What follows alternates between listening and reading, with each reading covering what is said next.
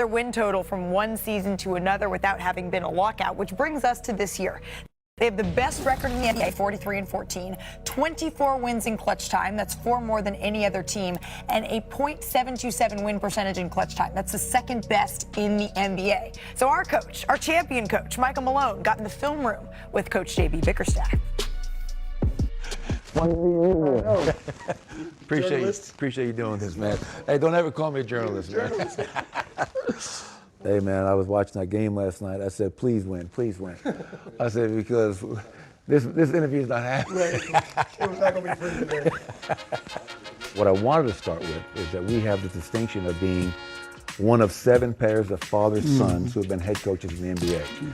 Talk to me about the impact that your dad, the legendary Bernie Bickerstaff, had on your career. Because my father tried to talk me out of becoming a coach. He said, yeah, man, you're too smart for this. Get a real job. It's interesting, like mine was the opposite. My mom was the one that tried to talk me out of it. She wanted me to be a doctor for the longest time. But it was one of those things where it was like, I just always looked up to my dad. And my mom was a school teacher, my dad was a coach. So like those are the 2 people that I admired most growing up. Because of like the sacrifice that they made, and like, their objective was to help others, right? And teach, and that's what our job is. You know, if I can have that type of impact that my dad had on people, period, not just basketball players, like that was something that I wanted to do. My father passed about 2 years ago, and that was the hardest thing for me, was not having that text message, that phone call, somebody being brutally honest with me, saying, hey, you know, why would you do this? Think about doing it this way. And you know, that was a big, big loss, and I know exactly how you feel. Now I'm on the TV side, and you're still coaching, so I'm living through you. I want to go through some film, and the first couple of clips, JB, are what you guys kind of hang your hat on, your defense. For me, the best part about this is your defense is igniting your offense. Going through the league and experience, like you can improve your defense more quickly, in my opinion, than you can your offense, right? So if you give yourself something that you can hang your hat on, and that for us is our defense, because we have the athletes that we have, they can get out and transition and be lethal. And like this clip is a perfect example of that.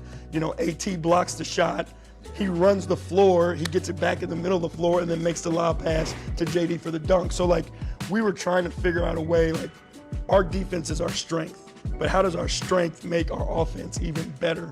And we really love it when we're in transition, and that's when it starts on the defensive end. And I think, and you know this, you're going to see a lot more of this down the stretch into the playoffs. They're not going to let Cade be Cade. They're going to get the ball out of his hands. And so as Kenrich Williams comes up to hit, is what we would call that, to get the ball out of his hands, a couple of interesting things happen here. As the pass goes to Asar, they don't rotate to him. And then now they're just kind of saying, listen, we're okay with you shooting that shot. And now Lou Dort is going to deny him, or he's going to take him out and say, listen, somebody else now, one of you 4 other players have to make a play. Do you want Cade working to get the ball back? I really like what he does here, because he says, you know what? I see what they're doing to Asar. I'm going to go help my teammate. I can be a screener, and I can screen my own man into this, which gets him a little free throw line jumper. When those kind of situations happen, how do you want your team to react, and what spacing do you want them to kind of employ? Well, we want to create as much space as we possibly can, and we would love to get the ball in the middle of the floor, right? As soon as you get the ball in the middle of the floor, whether it's through that pass to Asar and his drive, the defense has to react a different way. Cade, obviously, in this clip, does a brilliant job of understanding his gravity and putting himself in position to make Asar's job easier. So, you know, we give Cade the freedom because he's such a good basketball player, but his understanding is, how do I help everyone? Here's one example, obviously. This is against Denver, 2 minutes and 15 seconds to go in the game. And once again, this is just Cade kind of spacing the floor. They cross-match, him getting to his shot, mid-range, off balance, and once again, that allows you to be a team that can get stops and give the ball to your best player and know something good is going to happen. Yeah, I mean, there's few players that we can say this about that we've seen over time, that they're going to get their shot, right? And Cade is one of those guys. Unless you put 2 people on him and try to trap him and get the ball out of his hands, no matter big, small, medium, defender, one-on-one situation, Cade has the ability to get his shot. And I think we've seen that time and time again. And then it just becomes make or miss, right? And then the defense gets a stop. And you give Cade another opportunity. Most of the time, he's not going to miss that one. I've taken up enough of your time, my man. I appreciate you. I really appreciate it. Thank you very much. Thanks, JB. Good Good to luck. see you. Thank you. Okay, Coach. Yeah. His first filmer, we like that. Great The Pistons, minds. they host the Cavs. It's tonight on ESPN. It's at 7 o'clock Eastern. And then Shai Gilgeous-Alexander is back. The West leading Thunder, they're taking on Nikola Jokic. The Nuggets, Ernie, Kenny, Charles, and Shaq tip off our coverage at 6 o'clock. So, Chanae, the West has certainly lived up to its Wild West moniker. The tumbleweed is rolling. That's about right, sis. Tumbleweed. The Rockets, the Wolves, the Clippers, the Lakers, the Suns, all in action. Why don't we start in H-Town? Of course. Should I do the whole thing in a Texan accent? You can do this one in a Texan accent. Trailing by as many as 19 in the third. Houston went on a massive run here. Giddy up. Look, these are games that the Houston Rockets would have probably lost. That's Reed Shepherd.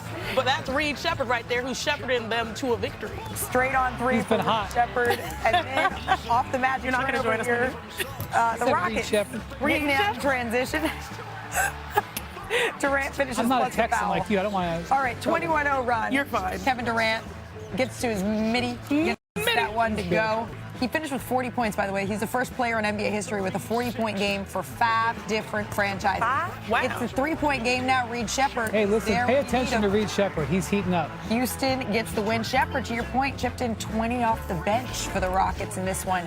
And then there are the Lakers. All right, it's all tied up. 10 seconds left at 1:10. Grayson Allen gets the switch with Luka Doncic on him, kicks him back out. Swing to Royce Team O'Neal. basketball. Team basketball. Gets that one to go. Phoenix takes a 3-point lead with 9/10 of a second left. So last chance for Los Angeles. This is a good play design here. It's excellent, as good as it gets. Austin Hey, Reeves pass. gets a good look. Marcus Smart with a great pass. Despite 41 from Luka, the Lakers lose to the Suns 113-110. So now we have the Wolves and the Clippers. We're going to pick this up with under 2 minutes to play in the fourth. The Wolves up 3. Anthony Edwards takes the jumper, misses it. And take a look at Chris Finch here. Maybe a little frustrated clap that we're seeing on the sidelines. Pass the ball. Yeah, with the shot selection. Next Wolves possession, though, Anthony Edwards says, nah, I'm not passing the ball. I'm good. I put it on my hood. I'm good. Executed this perfectly. The Wolves up 3.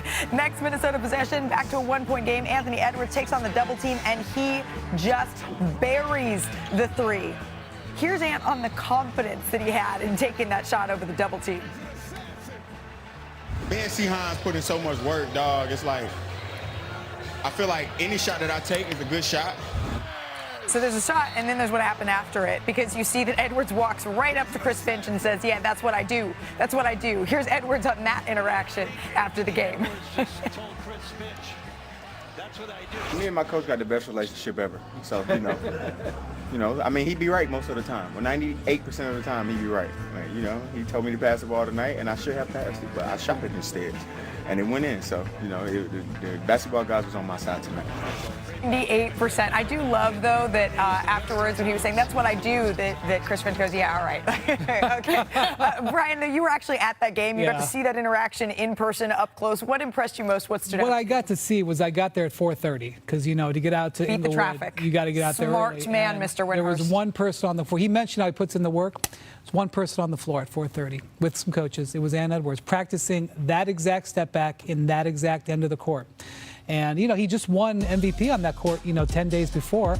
You could come on the late bus in L.A., but no, he puts in the work. And, look, before the game, I talked to Chris Finch. He praises Ann Edwards up one side and down the other. He said, this guy could actually be the best two-way player in the league. He respects how hard and how focused he is on the game. And he's not afraid to coach Ann Edwards, which has been the case for years. It's one of the reasons Ant has gotten better. And the Timberwolves are a dangerous team. Here's why. Because while you look at the Rockets, they're great defensively, they're shaky offensively. You look at the Lakers, pretty good offensively, sometimes not so good, but pretty good offensively, shaky defensively. The Timberwolves, even though they have some maddening losses, they are a top 10 offense and a top 10 defensive team. Ant personifies that. When you get into playoffs, those are the teams that make runs, the teams that can do it at both ends of the court. Yeah, and it's a night where sometimes it's not your night shooting the ball, and he can, we're talking about the Wild Wild West, pull you up by the bootstraps and bring you home to victory. And we joke about that 98% of the time he's right, 2%. That 2% is huge because we're looking for players that can be the future face of the NBA. And this guy, every step of the way from All-Star Game MVP to having that showstop ability, to be able to go back and forth with your coach and say, it's all right, like I trusted myself on the floor, but off the floor I know he's the one that's really in charge. Yeah. I love it.